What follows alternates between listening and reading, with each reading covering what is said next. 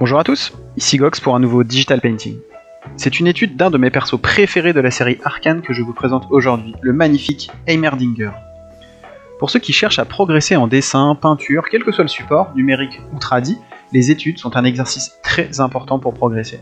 Une étude consiste à reproduire une illustration ou une photo sans recopier et sans utiliser la pipette. Bien sûr, l'overpainting ou le décalcage n'est pas considéré comme une étude. Vous n'apprendrez rien de cette manière-là.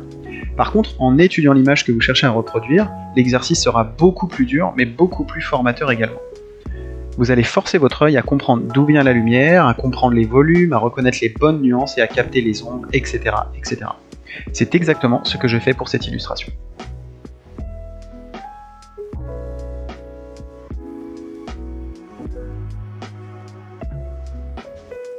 Ma méthode consiste à démarrer avec un croquis sur un calque, mais vous pouvez démarrer en posant tout de suite les masses avec les couleurs dès le début. Pour ma part, je trouve ça plus rassurant de démarrer avec un sketch. La deuxième phase de mon workflow est de capter les bonnes couleurs de l'image à étudier, sans utiliser l'outil pipette, sinon c'est de la triche, et de les poser en aplat sur un nouveau calque. Ensuite, il faut réussir, en jouant sur les ombres et lumières, à faire ressentir le volume du personnage. C'est la grosse difficulté, pour ma part, surtout si c'est en digital painting.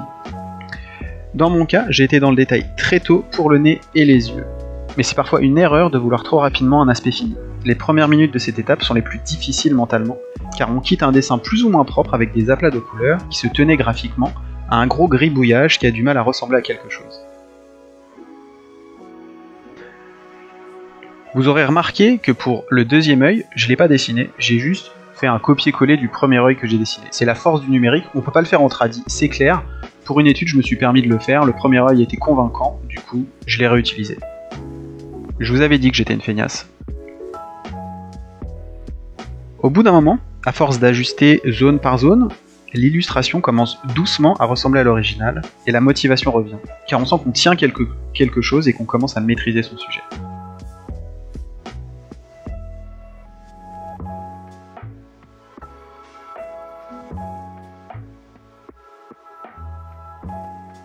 Il faut rester concentré et croire ce qu'on est en train de faire. C'est un peu cucu, mais je trouve que dans les tutos de dessin qu'on trouve sur le net, on ne parle pas de cet aspect psychologique dans lequel on doit se mettre pour aller au bout d'un dessin ou d'une illustration. Que ce soit pour un dessin d'imagination ou pour une étude, pour moi c'est la même chose. Il y a toujours un moment où je rentre dans un espèce de doute qui fait que je pourrais très bien abandonner un dessin parce que je sens que je vais pas y arriver. Et justement, c'est en persévérant, en se concentrant, et en allant au bout de l'exercice qu'on finit par rentrer dans une zone de confort qui fait qu'on va au bout et qu'on finit et qu'on est en général satisfait de notre travail.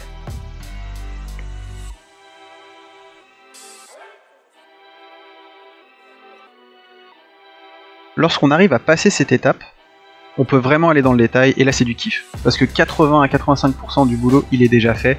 Du coup là c'est de la peinture, toutes les nuances, toutes les couleurs sont posées, on a juste à ajuster zone par zone. Pour ces études, et en fonction de l'image que vous souhaitez travailler, vous pouvez faire le choix de la reproduire le plus fidèlement possible. Et là, ça peut vous prendre des dizaines d'heures. Ou apporter une petite touche perso. Dans mon cas, je voulais garder un effet brushy.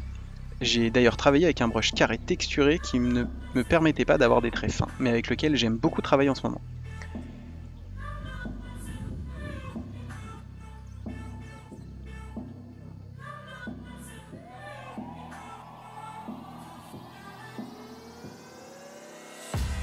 Pour une étude, il peut être assez dur de savoir quand s'arrêter. De mon point de vue, c'est quand aucun élément gênant ne me perturbe que je décide d'arrêter. Vous pouvez aussi demander l'avis à une personne extérieure. Vous avez peut-être trop le nez dessus pour voir le défaut grossier qui vous aurait échappé. Et même quelqu'un qui n'est pas habitué à dessiner peut vous aider à capter quelque chose qui ne va pas dans votre travail. On le distingue pas très clairement, mais j'ai utilisé à nouveau la puissance du digital painting au service de ma fainéantise. J'ai dessiné la main gauche du perso et je l'ai dupliqué avec un effet de symétrie. Et pour éviter l'effet copier-coller, j'ai modifié légèrement sa taille, j'ai changé les effets de lumière et la forme de la manche. Ne vous privez pas de ces options, elles vous font gagner du temps et tant que ça reste sur des détails, vous pouvez vous le permettre. Faut juste admettre que vous êtes une feignasse. De mon côté, ça va. Si c'est pas encore fait, n'oubliez pas de vous abonner. Ça fait toujours plaisir, c'était Gox. Et à plus pour une prochaine vidéo.